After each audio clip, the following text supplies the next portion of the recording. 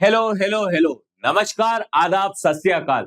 मैं अमन साकला स्वागत करता हूं आपके अपने प्लेटफॉर्म अरिविहान पे। बच्चों, आज मैं आपके लिए बहुत ही प्यारा और बहुत ही शानदार वीडियो लेके आया हूं।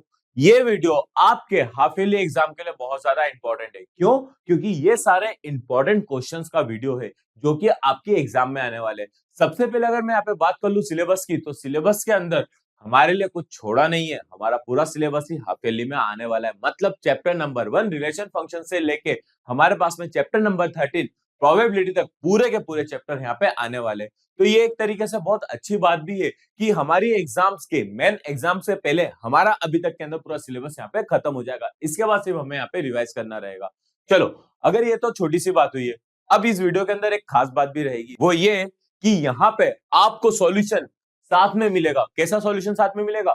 जो टॉपर्स लिखते हैं, जो एग्जाम के अंदर प्रॉपर तरीके से आंसर लिखे हुए रहते हैं, जिसके ना हमारे पास में फुल मार्क्स मिल जाते हैं, वो आंसर आपको यहाँ पे ही मिलेंगे। क्यों? क्योंकि आप यहाँ पे उन एग्जाम के सॉल्यूशन को अगर अच्छे तरीके से देख लोगे ना, तो आपको प्रॉब्लम नहीं आएगी और आप अच्छे तरीके से समझ जाओगे कि यार एग्जाम में किस तरीके से लिखने पे हमें फुल मार्क्स यहाँ पे मिलते हैं। और फिर भी एक बात और, घबराने की बात नहीं है। ये जो जितना भी पूरा का पूरा सॉल्यूशन है, ये पूरा का पूरा आपको पीडीएफ फॉर्म के अंदर अरिविहान एप्लीकेशन के ऊपर मिल जाएगा। क्यों? क्योंकि हम चाहते हैं सिर्फ और सिर्फ आपकी भलाई, जिससे आपके मार्क्स अच्छे तरीके से आगे इंक्रीज हो जाए। चलिए, अब हम लोग यहाँ पे शुरू करते हैं। अब शुरू करने से पहले एक छोटी सी बात और कि बेटा, हमने इसको दो पार्ट के अंदर बनाया है। दो पार्ट बोले तो सबसे पहले हमने बनाया ऑब्जेक्टिव, मतलब 1 मार्क वाले क्वेश्चन, जिसके अंदर आपके फिलिंग द ब्लैंक्स, ऑब्जेक्टिव, ये सारे वीडियो क्या ये सारे क्वेश्चंस आपके कवर किए गए और वो भी कवर किए गए कौन से?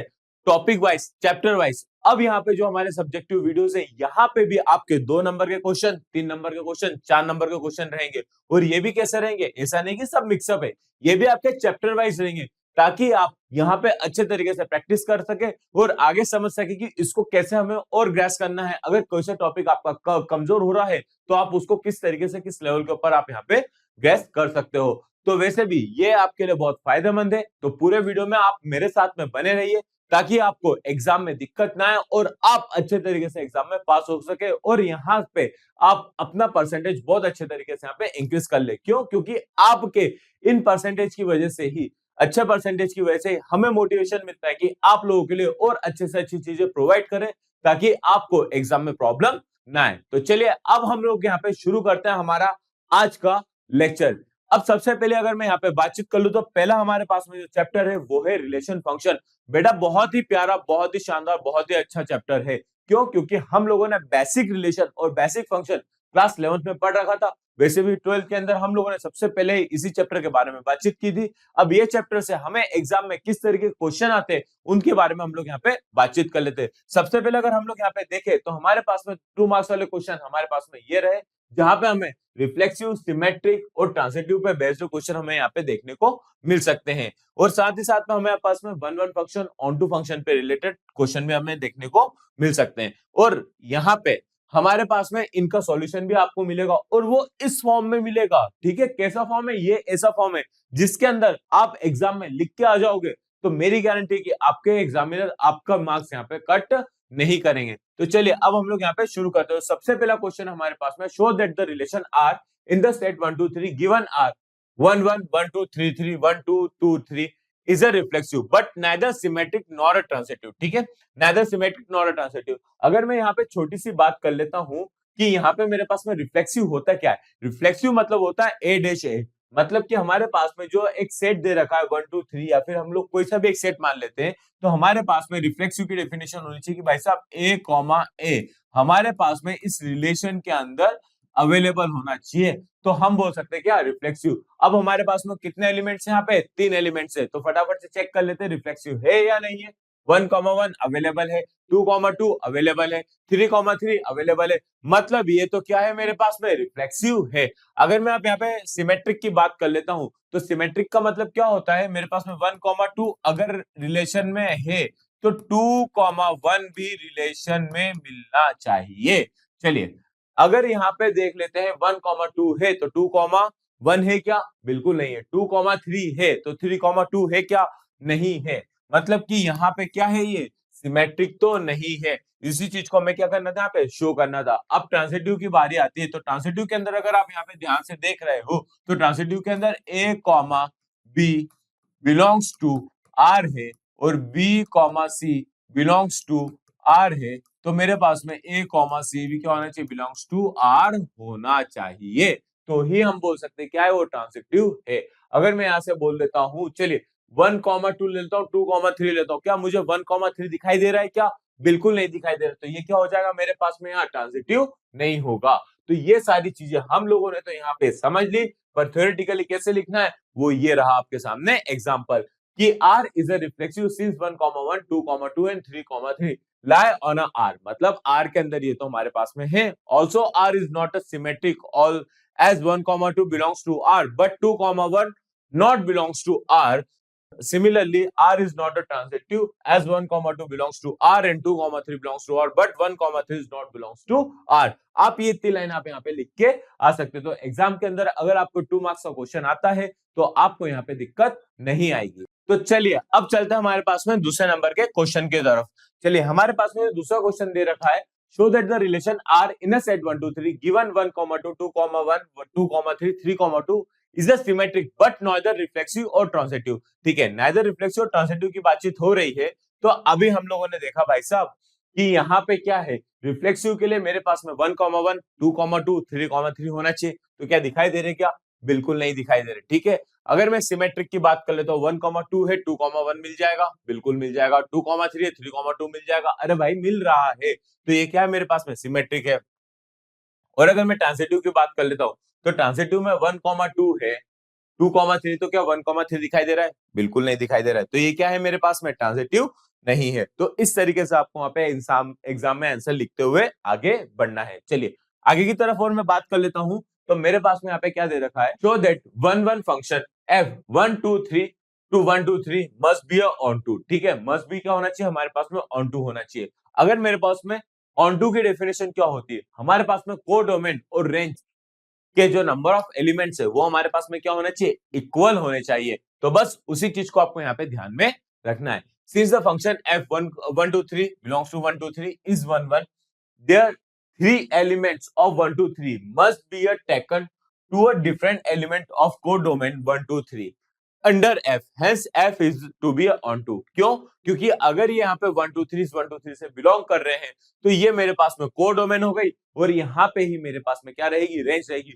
और कोडोमेन और रेंज मेरे पास में क्या हो रही है, यहाँ पे इक्वल हो रही है। तो ये क्या हो सकता है मेरे पास में, यही होगा मेरे पास में, हो क्या सकता है, यही होगा मेरे पास में क्या, ऑन टू फंक्शन होगा। चलिए अगले क्वेश्चन की तरफ चलते हैं। तो अगला क्वेश्चन मुझे यहाँ पे क्या दे रखा है, show that the function f r belongs to r defined as fx is equal to x square is neither 1 1 nor on 2। ठीक है, neither 1 1 nor on 2 है। आप बोलोगे सर थोड़ा फास्ट चल रहा है, हाँ बेटा फास्ट थोड़ा सा आपको लग सकता है, क्यों, क्योंकि हमारे पास में एग्जाम्पल के साथ में हमारे पास में यहाँ पे पूरा सॉल्यूशन यहाँ पे गिवन है, तो सॉल्यूशन को आपको यहाँ पे समझाना है कि इस तरीके से यहाँ पे आपको लिखना है। सारे क्वेश्चंस के साथ में आपके ऐसी कैसी इमेजेस लगी हुई मिलेगी, जिससे आपको ये समझ में आए कि एग्जाम में हमें किस तरीके से यहाँ पे लिखते हुए चलना है। चलिए अगर मैं यहाँ पे बात कर लेता हूँ कि क्या एक्स स्क्वायर 1 1 की बातचीत कर लेता हूँ, तो एक्स स्क्वायर के 1 1 के हम लोग यहाँ पे देख लेते हैं, तो कैसे होता है यहाँ पे, वैसे तो आप लोगों ने पढ़ रखा है, फिर भी अब हम लोग यहाँ पे एक बार चेक कर लेते हैं। अगर मेरे पास में f of x1 is equal to f of x2 है, तो ये हो जाएगा x1 का square is equal to x2 का स्क्वायर, तो x1 is equal two plus minus of x2 मिल जाएगा, तो x1 इज इक्वल टू एक बार x2 हो जाएगा और x1 is equal to minus of x2 हो जाएगा। तो आप देख रहे हो x1 की मुझे कितनी वैल्यू मिल रही है, 2 वैल्यू मिल रही है। 1 1 के अंदर क्या होता है हमारे पास में, एक की एक ही वैल्यू मिलेगी, मतलब एक की इमेज एक ही मिलेगी, मतलब एक फंक्शन की इमेज एक ही मिलेगी, तो ये तो मेरे पास में नहीं है 1 1। अब मेरे पास में यहाँ पे ऑन टू के लिए बात कर लेते हैं, तो ऑन टू के लिए क्या हो जाएगा मेरे पास में, but the function f is not onto either since -2 belongs to R in a codomain is not the f of image। ठीक है, f of image नहीं है, of any element of x is domain R। Similarly for any negative number in the codomain R there exists no element x in the domain R whose square is the negative number, thus the given function f is not onto. ठीक है, अगर आप यहाँ पे देख रहे हो x square, अगर मैं इसका को बनाता हूँ कोडोमेन, अगर मैं यहाँ से बोल देता हूँ कि अगर इसको y बराबर एक्स स्क्वायर है तो x बराबर मेरे पास में रूट ऑफ y हो जाएगा, और इसकी वैल्यू रूट ऑफ y की वैल्यू मेरे पास में स्क्वायर में रखूं तो प्लस माइनस y मिल जाएगा, जो कि क्या है, जो कि अगर आप देख रहे हो तो यहाँ पे मेरे पास में क्या हो रहा है, कोडोमेन और रेंज मेरे पास में यहाँ पे बराबर बिल्कुल भी नहीं मिल रही है। तो ये क्या हो जाएगा, 1 1 तो है ही नहीं, ऑन टू भी यहाँ पे नहीं है। चलिए आगे की तरफ बढ़ते, अगर अगले क्वेश्चन की तरफ देखते तो अगले हमारे पास में 3 मार्क्स वाले क्वेश्चन, अगर मैं 3 मार्क्स वाले क्वेश्चन की तरफ में बात कर लेता हूं तो आप बोलोगे सर ट्रांजिटिव सिमेट्रिक और इसी पे बेस्ड है। हाँ बेटा, उसी पे बेस्ड आपको मिलेंगे, बट लेकिन यहाँ पे थोड़ा सा आपको अलग तरीके से, थोड़ा सा एडवांस तरीके से आपको देखने को यहाँ पे क्वेश्चंस मिल सकते हैं। एडवांस मतलब उसमें थोड़ी सी कैलकुलेशन आपको यहाँ पे देखने को एक्स्ट्रा में मिल सकती है। सेकंड हमारे पास में show that the relationship is equal to the set of any equivalence relation. ठीक है, इक्विवेलेंस रिलेशन के बारे में बातचीत हो रही है। If A 1 2 3 B 4 5 6 7 and f 1 4 2 5 3 6 is a function a to b, then prove that f is a 1 1 function। चलिए इसको हम लोग प्रूफ भी कर देंगे, तो फटाफट से हम लोग यहाँ पे देख लेते हैं। Check whether the set 1 2 3 4 r 1 2 2 2 3 1 1 4 1 1 3 3 2 is a reflexive transitive but not a symmetric। चलिए but not a symmetric की हमारे पास में बातचीत हो रही है।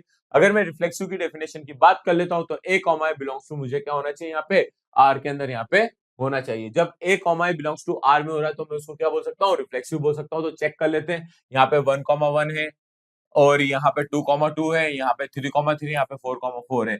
तो मतलब कि ये मेरे पास में क्या है, रिफ्लेक्सिव है।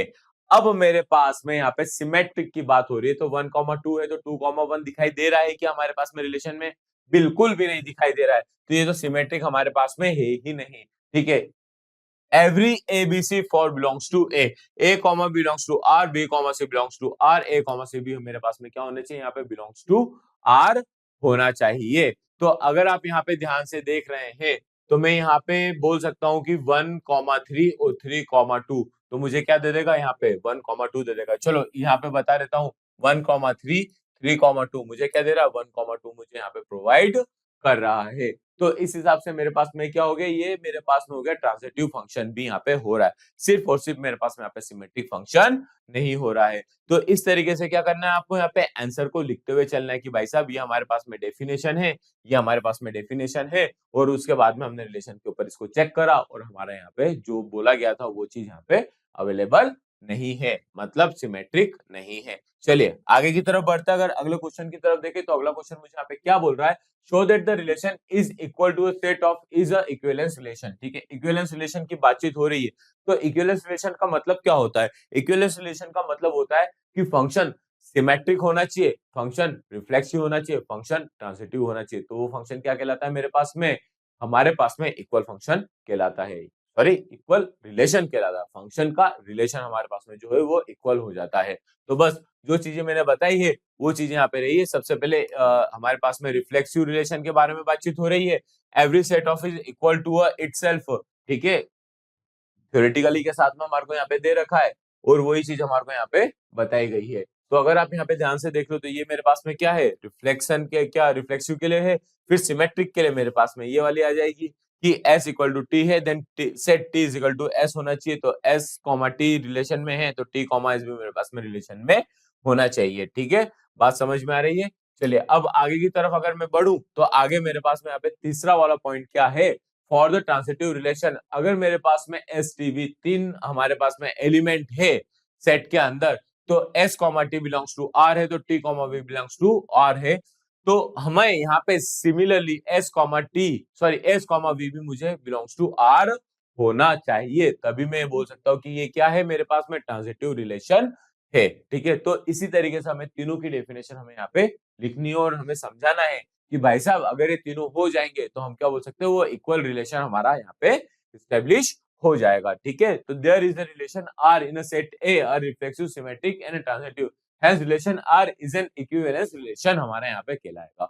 चलिए आगे की तरफ बढ़ते हैं अगले क्वेश्चन की तरफ। तो अगला क्वेश्चन मुझे यहाँ पे दे रखा है, if a is equal to 1 2 3, b is equal to 4 5 6 7 f हमारे को यहाँ पे दे रखा, फंक्शन a to b दे रखा, इस prove that f is a one one function. चलिए f को अगर वन वन फंक्शन है तो हम लोग देख लेते हैं। अगर आप यहाँ पे देख रहे हो सिंपल सा समझने के पॉइंट ऑफ व्यू से, तो हमारे पास में यहाँ पे क्या है, a हमारे पास में यहाँ पे रह जाएगा, क्या a के हमारे पास में है f, और ये हो जाएगा मेरे पास में 1 2 3 4 5 6, तो 1 का 4 में, 2 का 5 में, 3 का 6 में। सिंपल सी बात है, डायग्राम से तो हम यहाँ पे समझ गए कि भाई सब होगा, बट थ्योरेटिकली कैसे लिखेंगे हम लोग यहाँ पे, according to question A B हमारे को दे रखा, फंक्शन दे रखा हमारे को ये, तो f ऑफ 1 की वैल्यू 4 है, f ऑफ 2 की वैल्यू 5 है, f ऑफ 3 की वैल्यू 6 है। It is seen that the image distant element of A under any distant element hence f is a one one function. अब हम लोग यहाँ पे डायग्राम के थ्रू भी देख लिया और थ्योरेटिकली भी देख लिया कि वैसे भी हमारे पास में क्या है यहाँ पे वन वन फंक्शन है। चलिए आगे की तरफ बढ़ते, अगर आगे हम लोग यहाँ पे देखें तो 4 मार्क्स वाले क्वेश्चन जो हमें यहाँ पे देखना है कि फंक्शन क्या बोल रहा है, check the whether relation R defined as set 1 2 3 4 5 6 as a R a comma b b is equal to a plus 1 is a reflexive symmetric or a transitive। ठीक है, चेक हमारे को यहाँ पे करना है। show that n to n given by f of x x plus 1 if x is a odd function, x minus 1 if x is a even function is both 1 1 and on to हमारे पास में यहाँ पे है। चलो फटाफट से अब हम लोग यहाँ पे क्वेश्चन देख लेते हैं। अगर मैं यहाँ पे पहले क्वेश्चन की बात करूं, चेक वेदर द रिलेशन के बारे में हमसे यहाँ पे बातचीत की जा रही है। तो आप अगर यहाँ पे देख रहे हो रिलेशन क्या बोल रहा है, a comma b b equal to a plus 1 दे रखा है। अगर मैं सबसे पहले 1 लेता हूं तो मुझे दूसरा नंबर क्या मिलेगा, 2 मिलेगा। अगर 2 लेता हूं तो 3 मिलेगा, 3 भी लेता हूं तो 4 मिलेगा, 4 लेता हूं तो 5 मिलेगा, 5 लेता हूं तो 6 मिलेगा, 6 लेता हूं तो यहाँ पे 7 मिलेगा। तो आप एक बात बताओ कि मुझे यहाँ पे क्या मुझे रिफ्लेक्सिव के लिए 1, 1, 2, 2, 3, 3, 4, 4, 5, 5, 6, 6 मुझे मिल रहा है क्या? बिल्कुल नहीं मिल रहा है। क्यों? क्योंकि A B B is equal to, अगर ए होता तो मैं सीधे सीधे यहाँ पे बोल देता, क्या बोल देता कि रिफ्लेक्सिव है, बट लेकिन ए प्लस 1 दे रखा है तो ये तो रिफ्लेक्सिव नहीं है। अगर मैं सिमेट्रिक की यहाँ पे बातचीत कर लेता हूं तो अगला नंबर मुझे मिल रहा है, यानी 2, 3 मिल रहा है, तो 3, 2 मुझे दिखाई दे रहा है क्या? नहीं दे रखा है। अगर मेरे को 3 देख रहा हूं तो 3, 4 हो रहा है, 4 देख रहा हूं तो 4, 5 हो रहा है, 5 देख रहा हूं तो 5, 6 हो रहा है, 6 देख रहा हूं तो 6, 7 मुझे यहाँ पे दिख रहा है। तो ये तो रिफ्लेक्सिव भी नहीं है, ये तो मेरे पास में सिमेट्रिक भी नहीं है। ट्रांजिटिव तो कैसे हो जाएगा जब मेरे पास में 1, 2, 2, 3 मेरे पास में हो रहा है। चलिए 1, 2 मेरे को यहाँ पे मिल रहा है, 2, 3 मिल रहा है, तो क्या 1, 3 मिल पाएगा क्या? बिल्कुल नहीं मिल पाएगा। क्यों? क्योंकि बी जो है ए का जस्ट नेक्स्ट नंबर हमारे को यहाँ पे दिखाई दे रहा है। तो यहाँ पे हमारे पास में क्या ट्रांजिटिव भी यहाँ पे नहीं होगा। तो इस तरीके से हमारे को पूरा सॉल्यूशन लिख के वहां पे उनको समझाना है एग्जामिनर को, जो कॉपी चेक करने वाले हैं। चलिए नेक्स्ट क्वेश्चन की तरफ चलते हैं। नेक्स्ट क्वेश्चन मुझे यहाँ पे क्या दे रखा है, show that f is equal to n dash n given by f of x is equal to x plus 1 if x is odd, x minus 1 if x is even is both 1 1 and onto. 1 1 और on to हमारे को यहाँ पे क्या करना है, check करना है। 1 1 के लिए क्या करता हूं मैं, f of x1 is equal to f of x2 करते हैं। Note that x1 is odd and x2 is even, then will be we have, अगर x1 प्लस 1 और x2 माइनस 1 है तो x2 minus x1 is equal to क्या हो जाएगा, 2, which is impossible. क्या है हमारे पास में, ये इम्पॉसिबल है। अगर मेरे पास में से ऑड नंबर में से मैं इवन नंबर सब्ट्रैक्ट करता हूं तो मुझे यहाँ पे 2 नहीं मिलेगा। अगर आप यहाँ पे देख रहे हो तो यहाँ पे 15 में से आप यहाँ पे 8 सब्ट्रैक्ट करो, कितना मिलेगा मुझे यहाँ से, 15 में से 8 सब्ट्रैक्ट करने के बाद 9 10 11 12 13 14 15 मुझे मिल रहा है ऑड। आप कभी भी कर लीजिए, आपको ऑड में से इवन सब्ट्रैक्ट करने पे मुझे क्या मिलेगा, मुझे ऑड नंबर मिलेगा। यहाँ तो इवन मिल रहा है तो ये पॉसिबल बिल्कुल भी नहीं है। Similarly that possibility of x1 being a even and x2 being a odd can also ruled out. Therefore, both x1 and x2 must be either odd or a even. Suppose the both are odd function. अगर दोनों क्या होते हैं मेरे पास में odd function होते हैं तो x1 is equal to x2 मेरे पास में यहाँ पे easily यहाँ पे हो जाएगा। Similarly, both x1 and x2 are even. Then also अगर x1 और x2 मेरे पास में दोनों even होते हैं तब भी मेरे पास में क्या हो जाएगा, ये 1 1 फंक्शन हो जाएगा। Thus f is a 1 1 also any odd number 2x1 in the codomain n.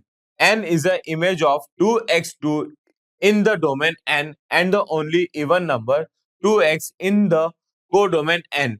The image of 2 and 1 is the domain n. दस एफ इज ऑन टू। ठीक है, एफ क्या हो रहा है मेरे पास में यहाँ पे, ऑन टू हो रहा है। ठीक है, जो हमारे पास में कोडोमेन के अंदर हम लोगों ने यहाँ पे चेक करा था कि भाई साहब अगर x माइनस वन हो रहा है तो इवन के लिए तो एक एक नंबर सब्ट्रैक्ट होगा, तब जाके तो एक की इमेज दूसरे में हमारे पास में बनते हुए चली जाएगी। चलिए अगले वाले क्वेश्चन की तरफ चलते हैं। तो अगला तो क्वेश्चन हमारे पास में यहाँ पे खत्म होता है। नेक्स्ट चैप्टर हमारा यहाँ पे स्टार्ट होता है, इनवर्स ट्रिग्नोमेट्रिक फंक्शन। तो देखा आप लोगों ने हमारे पास में रिलेशन फंक्शन के इस तरीके के क्वेश्चन बहुत सारे एग्जाम में आते हैं, और हम लोगों ने वही चुनिंदा क्वेश्चन लिए जो एग्जाम के लिए बहुत ही ज्यादा इंपॉर्टेंट है और आपके एग्जाम में आने के इसके पूरे पूरे चांसेस है। तो इनकी प्रैक्टिस करते रहिए, इनको समझते रहिए, ताकि आपको एग्जाम में दिक्कत ना आए। और फिर भी अगर किसी क्वेश्चन में आपको यहाँ पे दिक्कत आ रही है, आपको और डिटेल में जानना है, तो अरिवैन एप्लीकेशन है ना, अरिवैन एप्लीकेशन के डाउट फीचर को यूज करिए, अपने इस क्वेश्चन का स्नैप लेके आप अरिवैन एप्लीकेशन के ऊपर अपलोड करिए। वहां पे आपको विद इन अ मिनट के अंदर आपको इसका प्रॉपर सॉल्यूशन वीडियो फॉर्म में या टेक्स्ट फॉर्म में जैसा आप चाहते हो वैसा आपको वहां पे मिल जाएगा। ठीक है, स्टेप बाय स्टेप सॉल्यूशन आपको दिख जाएगा, ताकि आप एक एक लाइन को अगर आप पढ़ भी लोगे तो भी आपको यहाँ पे कंसेप्ट सारे क्लियर हो जाएंगे। ये वाला जो फॉर्म था ये आपका एग्जाम में रिटर्न फॉर्म था, जिसकी वजह से आप एग्जाम के अंदर अच्छे मार्क्स ला सकते हैं। चलिए अब हम लोग यहाँ पे देख लेते हैं नेक्स्ट चैप्टर हमारा, जो कि है इनवर्स ट्रिग्नोमेट्रिक फंक्शन। तो इनवर्स ट्रिग्नोमेट्रिक फंक्शन के ना हमारे पास में 2 नंबर क्या 2 मार्क्स वाले क्वेश्चन है। तो अब हम देख रहे हैं यहाँ पे 2 मार्क्स वाले क्वेश्चन इनवर्स ट्रिग्नोमेट्रिक फंक्शन के अंदर। तो यहाँ पे हमारे पास में जो क्वेश्चन है प्रिंसिपल वैल्यू, प्रिंसिपल ब्रांच से रिलेटेड क्वेश्चन आपको यहाँ पे देखने को मिल सकता है। 1 मार्क्स में भी आपको देखने को मिलेंगे और 2 मार्क्स में भी आपको यहाँ पे देखने को मिलेंगे। और हाँ, एक बात तो और मैं आपको जो बताना भूल गया था कि ये तो सब्जेक्टिव हम पढ़ रहे हैं 2 मार्क्स 3 मार्क्स 4 मार्क्स के लिए, 1 मार्क्स के लिए भी आपके लिए यहाँ पे वीडियो अवेलेबल है। कैसे? यहाँ पे आपको 1 मार्क के अंदर चैप्टर वाइज जो सारे कंसेप्चुअली वीडियोस है, मतलब आपको जो यहाँ पे एग्जाम के अंदर 1 मार्क वाले जो क्वेश्चन आते हैं वो सारे अवेलेबल वहां पे आपके एप्लीकेशन पे है। मैं बता चुका था क्या? अरे यार चलिए कोई दिक्कत नहीं, अगर भूल गए हो तो आप उस चीज को याद रखना। चलिए इस क्वेश्चन को हम लोग यहाँ पे आगे और देखते हुए आगे बढ़ते हैं। यहाँ पे हमें क्या दे रखा है, what is the principal value of sine inverse 1 upon में रूट टू। ठीक है, साइन इनवर्स 1 अपॉन में रूट टू की हमसे बातचीत की गई है।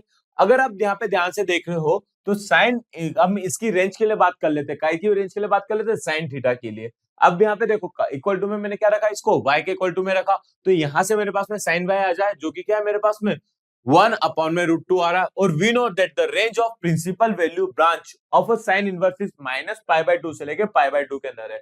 और sign pi by 4, sorry pi by 4 क्या होता है, 1 अपॉन में रूट टू होता है। ठीक है, therefore principal value of sine inverse 1 upon में root two is pi by 4। हमारे पास में आंसर यहाँ पे निकल के आ जाएगा। चलिए नेक्स्ट क्वेश्चन की तरफ चलते हैं। नेक्स्ट क्वेश्चन मुझे यहाँ पे क्या दे रखा है, prove that tan inverse root of x is equal to 1 by 2 cos inverse 1 minus x upon में 1 प्लस x। मुझे यहाँ पे क्या करना है, इसको प्रूफ करना है। अब देखो कभी भी ऐसे मेरे को प्रूफ के लिए बातचीत आती है ना, तो मैं LHS ले लेता हूँ, LHS के अंदर वैल्यूज को पुट अप करके हम लोग यहाँ पे ध्यान में रखते हुए चल देते हैं। या तो वैल्यू पुट कर दो, फॉर्मूले याद है तो फॉर्मूले के साथ में काम कर लो। चलिए अगर मैं यहाँ पे देख रहा हूँ तो मैंने tan इनवर्स रूट x को क्या करा, 2 का मल्टीप्लाई कर दिया। अब जैसे 2 का मल्टीप्लाई करा तो मेरे पास में क्या आ जाएगा, 2 tan इनवर्स x क्या होता है मेरे पास में, cos इनवर्स 1 अपॉन में x स्क्वायर अपॉन में 1 प्लस x स्क्वायर हमारे पास में यहाँ पे अवेलेबल होता है। तो सीधे सीधे मैंने क्या बोल दिया, 1 अपॉन में 2 cos inverse 1 minus root x का स्क्वायर अपॉन में 1 प्लस रूट x का square.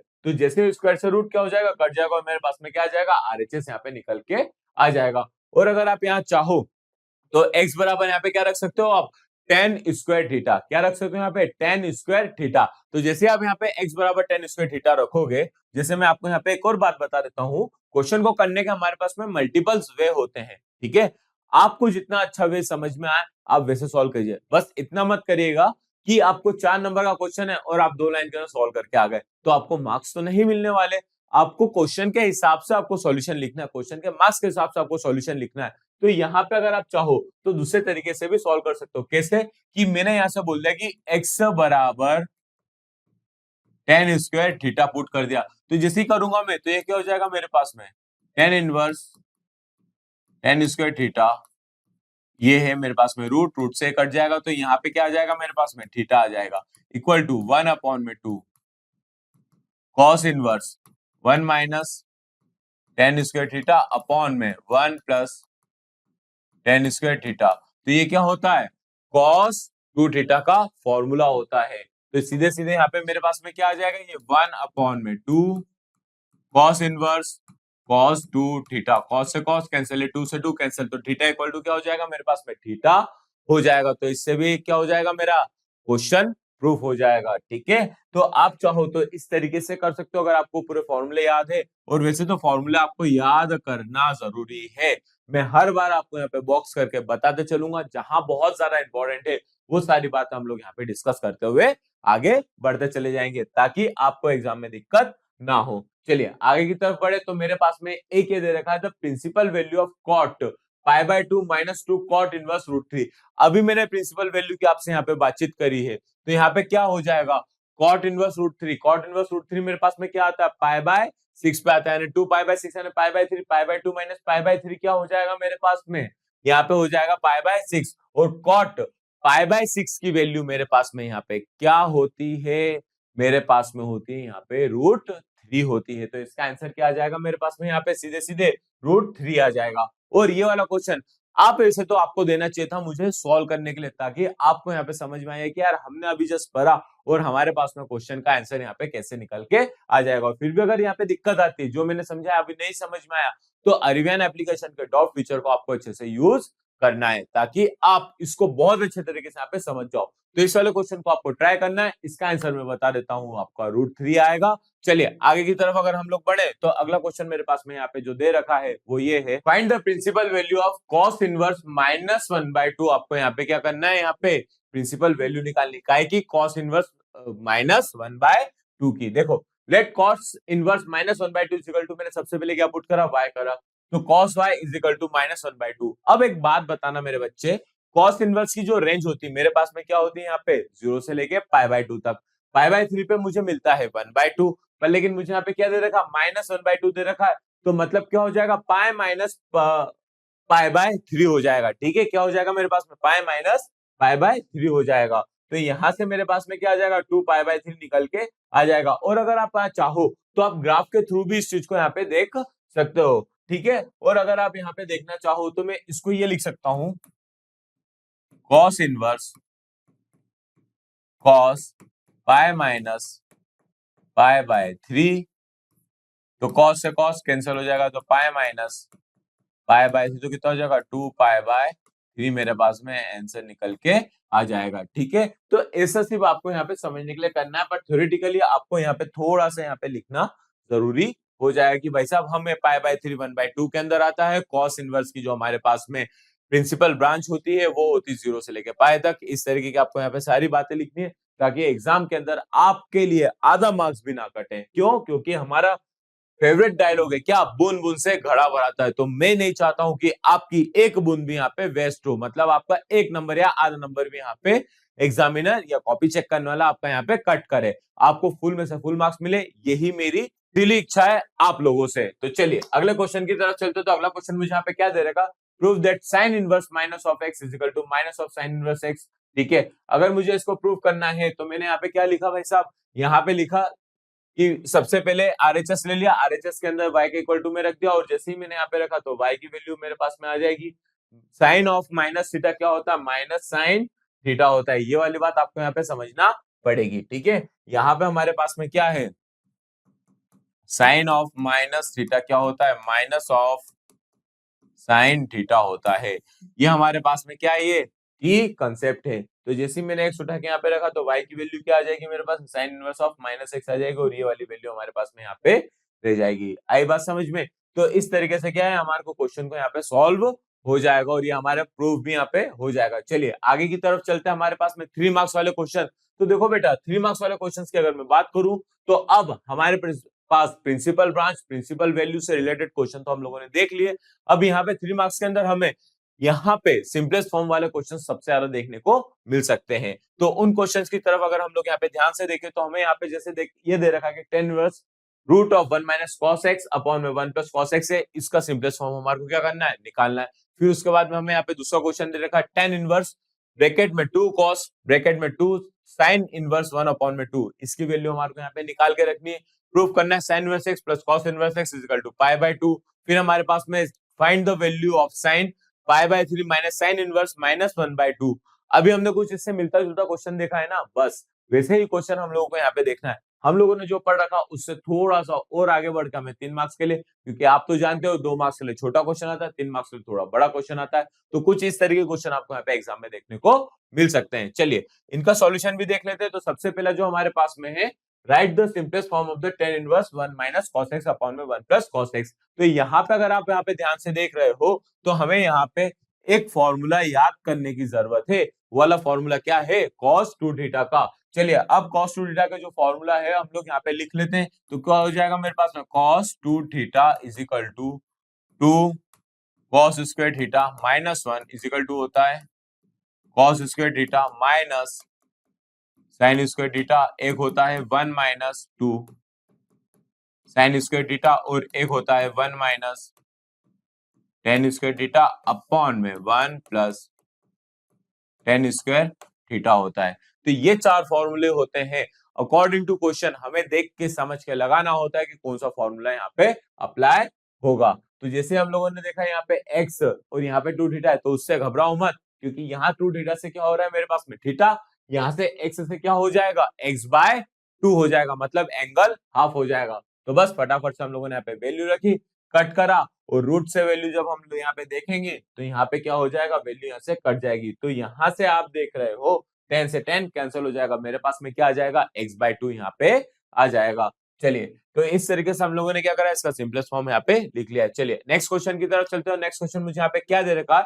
Find the value of tan inverse 2 cos bracket में 2 sin इनवर्स 1 बाय 2 हमको यहाँ पे देखना है। इसकी सिंपलेस्ट फॉर्म हम लोग को यहाँ पे निकालनी है। चलो फटाफट सब हम लोग देख लेते हैं। तो देखो यहाँ पे सिंपल सी बात है कि ब्रैकेट के अंदर ब्रैकेट दे रखा है, तो सबसे पहले हम बोर्ड मास रूल जो अप्लाई करते थे उसके अंदर सबसे पहले ब्रैकेट के अंदर हम लोग क्या करते थे? छोटा ब्रैकेट, फिर बीच वाला ब्रैकेट, फिर बड़ा वाला ब्रैकेट, मतलब small bracket, curly bracket, then उसके बाद में हमारे पास में लार्ज वाला ब्रैकेट।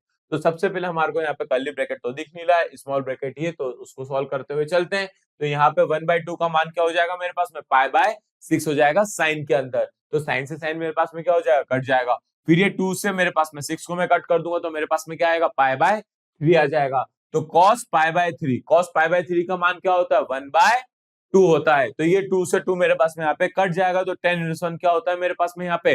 π/4 होता है। तो इस तरीके से क्वेश्चन आपको एग्जाम में देखने को जरूर मिलेंगे। चलिए आगे की तरफ बढ़े। तो अगला क्वेश्चन मेरे पास में यहाँ पे क्या दे रखा है? Prove that sin inverse x plus cos inverse x is equal to π/2।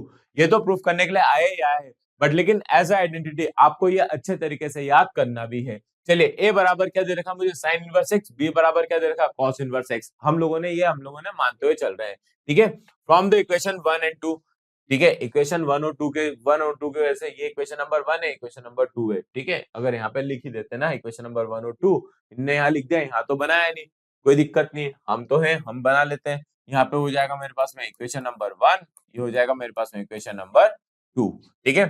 From the equation number 1 and 2, तो यहाँ पे क्या हो जाएगा? x बराबर साइन है, ये हो जाएगा x बराबर cos b, ठीक है। x बराबर साइन है और x बराबर cos b, तो दोनों भी क्या हो रहे हैं मेरे पास में यहाँ पे? इक्वल हो रहे हैं। तो साइन a बराबर cos b को क्या लिख सकता हूँ? साइन 90 माइनस थीटा, तो साइन 90 माइनस बी, तो यहाँ से ए बी उठ के क्या आ जाएगा? इधर की तरफ आ जाएगा। तो a plus b equal to कितना होता है? 90, और 90 को हम क्या बोलते हैं? π/2 बोलते हैं। तो sine inverse x plus cos inverse x equal to कितना हो जाएगा यहाँ पे? π/2 हमारे पास में यहाँ पे प्रूफ हो जाएगा। चलिए आगे की तरफ बढ़ते हैं। तो आगे मेरे को यहाँ पे क्या दे रखा? Find the value of sine π/3 minus sine inverse minus of 1/2 मेरे को यहाँ पे निकालना है, ठीक है। साइन ऑफ माइनस थीटा मेरे पास में क्या होता है? माइनस साइन थीटा होता है। बस ये आइडेंटिटी याद है तो ये वाला क्वेश्चन बहुत जल्दी हो जाएगा। फटाफट से हम लोगों ने यहाँ पे वैल्यू रखते चले गए। यहाँ पे देख रहे हैं तो माइनस ऑफ साइन थीटा का, तो minus of sine theta plus हो जाएगा, साइन से साइन कैंसिल हो जाएगा, तो π/6 हो जाएगा। जब दोनों को ऐड करूंगा तो मेरे पास में कितना आएगा? π/2 आएगा। बात समझ में आ रही है?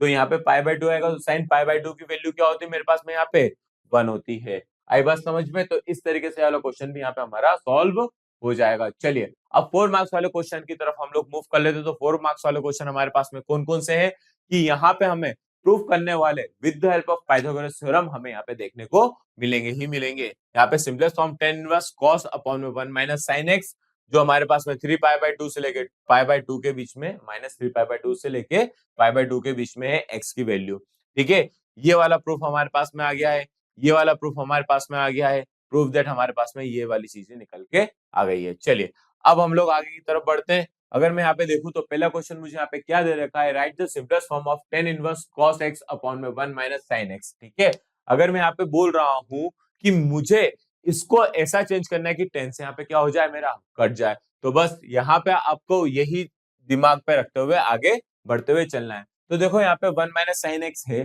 तो मैं इसको यहाँ पे सीधे सीधे बोल सकता हूँ, क्या बोल सकता हूँ कि भाई साहब 1 को sine square x by two और plus cos square x by two minus 2 sine x by two cos x by two के फॉर्म में हम लोग लिख लेते हैं। तो फिर यहाँ से मेरे पास में cos x by two minus sign x by to का स्क्वायर आ जाएगा, और ऊपर के अंदर भी कॉस एक्स का cos square x by two minus sign square x by to हो जाएगा। इससे ये वाली वैल्यू कट जाएगी, मेरे पास में ये फाइनल आंसर यहाँ पे निकल के आएगा। अब यहाँ पे मैंने क्या करा, यहाँ पे मैंने cos x बाय टू को क्या करा, यहाँ पे से कॉमन ले लिया। तो जैसे ही मैंने यहाँ से कॉमन लिया तो मेरे पास में यहाँ पे क्या बच जाएगा, 1 plus ten x by to. Ten x by to देखो यहाँ पे कैसे हो रहा है, मेरे पास में ये हो रहा है, मेरे पास में tan inverse cos x by two upon में 1 plus sign x by two, और यहाँ पे हो जाएगा मेरे पास में cos x by two 1 minus sine x by two upon में cos x बाय टू, और ये भी हो जाएगा cos x बाय टू मेरे पास में आएगा। इससे ये वैल्यू कट जाएगी तो साइन अपॉन में cos 10 हो जाएगा। अब जब ये 10 हो रहा है तो ये वाला फॉर्मूला लग जाएगा, कौन सा वाला भाई साहब, tan pi by 4 plus x by to वाला। तो 10 से 10 कट जाएगा, पाई by 4 plus x by to आपका आंसर यहाँ पे निकल के आ जाएगा। चलिए आगे की तरफ बढ़ते, अगर आगे में और क्वेश्चन यहाँ पे देखूं तो मेरे पास में ये प्रूफ की वाली बात आ जाती है। तो फटाफट जब हम लोग देख लेते हैं कि sine inverse 3 by 5 is equal to x, sine inverse 8 by 17 is equal to y। तो sine x is equal to 3 by 5, sine y is equal to 8 by 17। तो यहाँ से मैं अगर cos x और cos y की वैल्यू निकाल लेता हूँ तो cos x मेरे पास में 4 by 5, cos y is equal to 15 by 17 मेरे पास में निकल जाएगा। तो cos x minus y, cos x minus y का फॉर्मूला क्या होता है, cos x cos y plus sin x sin y मेरे पास में होता है। तो cos x माइनस y का वैल्यू आ जाती है 84 अपॉन में 85 मेरे पास में यहाँ पे निकल के आ जाएगा। तो x minus y is equal to cos inverse 84 upon में 85। अब देखो cos के अंदर ये वाली वैल्यू आ गई है, तो इसको जब मैं साइन में कन्वर्ट करूंगा तो मैं यहाँ पे क्या लिख सकता हूँ, जैसे cos inverse x is equal to sine inverse root of 1 minus x square. यहाँ पे हो रहा है मेरे पास में cos inverse x is equal to sine inverse root of 1 minus x square. ठीक है, 1 माइनस एक्स स्क्वायर। बस ये वाली आइडेंटिटी मैंने यहाँ पे अप्लाई करी, तो जैसे ही अप्लाई करी तो मेरे पास में यहाँ पे निकल के आ जाएगा क्या, साइन रूट ऑफ 169 अपॉन में 2725 मेरे पास में आ जाएगा, जो कि हमारे पास में क्या है 13 अपॉन में 85 फाइनल आंसर निकल के आ जाएगा। आई होप आपको ये क्वेश्चन यहाँ पे समझ में आ गया होगा। चलिए आगे की तरफ बढ़ते, तो आगे मेरे पास में यहाँ पे क्या दे रखा है, साइन इनवर्स 12 अपॉन में 15 प्लस कॉस इनवर्स 4 अपॉन में 5 प्लस टेन इनवर्स 16 3 अपॉन में 16 है, इक्वल टू मुझे यहाँ पे क्या दे रखा है, पाई दे रखा है। चलो फटाफट से अगर हम लोग यहाँ पे देख लें तो यहाँ पे मैंने सबसे पहले इसको x लिया, इसको y लिया, और इसको क्या लिया मैंने यहाँ पे z लिया। जैसे हम लोगों ने यहाँ पे z लिया तो x y z की वैल्यू आ गई, cos x जो था उसको हम लोग साइन y के अंदर साइन y के इसमें देख लिया, फिर tan x के अंदर में देख लिया sin x, cos x tan x के में देख लिया, cos y तो sin y tan y में देख लिया। तो अब tan z की जरूरत हमारे को यहाँ पे नहीं है। क्यों नहीं है, क्योंकि हम यहाँ पे क्या निकालने वाले, पाई निकालने वाले हैं। ठीक है, तो यहाँ पे हो जाएगा tan x plus y is equal to tan x plus tan y upon में 1 माइनस tan xy मेरे पास में यहाँ पे रहेगा। ठीक है, तो यहाँ से वैल्यू मेरे पास में tan x प्लस y की वैल्यू आ गई माइनस 63 अपॉन में 16 निकल के आ गई है। जब मेरे पास में वैल्यू आ गई है तो एक्स वाई की वैल्यू में क्या लिख सकता हूँ, माइनस ऑफ टेन जेड। तो टेन जेड अंदर आ जाएगा, फिर यहाँ से पाई माइनस जेड मेरे पास में यहाँ पे मिल जाएगा। तो x plus y minus z और x plus y is equal to pi minus z हो जाएगा। जब उठा के मैं वैल्यू कहाँ रख दूंगा, इक्वल टू के इधर रख दूंगा। तो जैसे इक्वल टू के इधर रखी तो मेरे पास में क्या आ जाएगा, यहाँ पे x plus y plus z is equal to pi आ जाएगा। जैसे पाई आया तो एक्स की वैल्यू जो रखी थी, वाई की वैल्यू जो रखी थी, जेड की वैल्यू जो रखी थी, इक्वल टू में पाई यहाँ पे आंसर में निकल के आ जाएगा। चलिए आगे की तरफ बढ़ते, तो आगे मेरे पास में यहाँ पे क्या दे रखा है, proof that cos inverse x is equal to 2 cos inverse root of 1 minus x 1 plus x divided by 2। ठीक है, x बराबर मैंने यहाँ पे क्या रखा, cos थीटा रखा। जैसे मैं यहाँ पे cos थीटा रखता हूँ तो मेरे पास में यहाँ पे क्या आ जाएगा, कॉस थीटा बाय 2 आंसर में निकल के आ जाएगा। तो यहाँ से वैल्यू में मैंने क्या करा, यहाँ से थीटा बाय 2 जो था, ठीक है, क्या था मेरे पास में, यहाँ से थीटा बाय 2 था, तो यहाँ से काटूंगा तो cos inverse x equal to क्या हो जाएगा, मेरे पास में यहाँ पे थीटा आंसर में डायरेक्टली निकल के आ जाएगा। जो हम लोगों ने यहाँ पे प्रूफ देखा था वही प्रूफ हम लोगों ने यहाँ पे कर दिया है। चलिए अब आगे की तरफ बढ़ता है। आगे मेरे पास में यहाँ पे और जो दे रखा है वो है नेक्स्ट चैप्टर हमारे पास में मैट्रिसेस। बेटा मैट्रिसेस बहुत ही प्यारा और बहुत ही शानदार चैप्टर है, क्योंकि यहाँ पे हमारे को प्लस माइनस इंटू डिवाइड के साथ में ट्रांसपोज और इनवर्स की यहाँ पे बातचीत करनी है। चलिए इसके क्वेश्चन हम लोग यहाँ पे देख लेते हैं। इंपॉर्टेंट क्वेश्चन का वीडियो देख लिया क्या? आधा ही था? अरे अरिविहान आपको हाफ ईयरली की आधी तैयारी थोड़ी कराएगा, हम कराएंगे आपको हाफ ईयरली की पूरी तैयारी, जो कि मिलेगी आपको अरिविहान एप्लीकेशन पर। वहां पर notes, time table, practice test तो मिलेगा ही, मैथ्स की फॉर्मूला शीट, केमिकल के रिएक्शन बुकलेट और बायोलॉजी के लिए माइंड मैपिंग टेक्निक का यूज करके हमने बनाया है हाफ ईयरली का बेस्ट कोर्स, जो आपको मिलेगा 100% फ्री। तो लिंक डिस्क्रिप्शन में है, अरिविहान एप्लीकेशन डाउनलोड कर लीजिए और हाफ ईयरली की तैयारी में लग जाइए।